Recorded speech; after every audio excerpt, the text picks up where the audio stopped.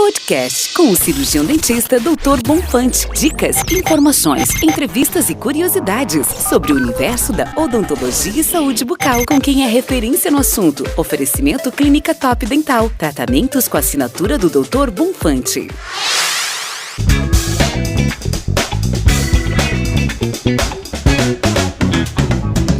Olá, tudo bem? Hoje vou falar sobre bruxismo, pois o bruxismo consiste em movimentos repetitivos de atritos da arcada superior com a inferior.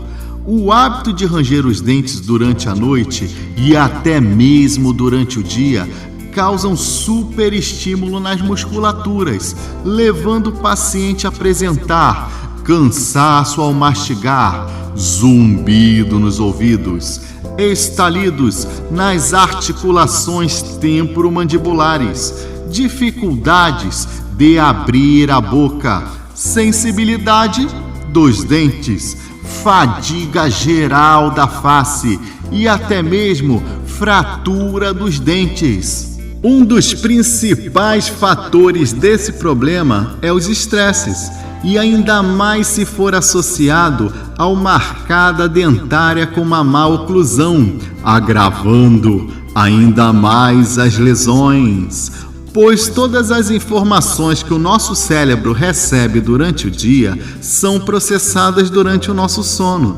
E quando em altos níveis de estresses que temos durante o dia, irão responder durante o sono com o ranger dos dentes. O tratamento para diminuir o bruxismo é feito com a toxina botulínica, conhecida como Botox. As aplicações do Botox nas musculaturas das regiões temporomandibulares minimizam as tensões e, com isso, proporcionam um maior relaxamento dessas estruturas.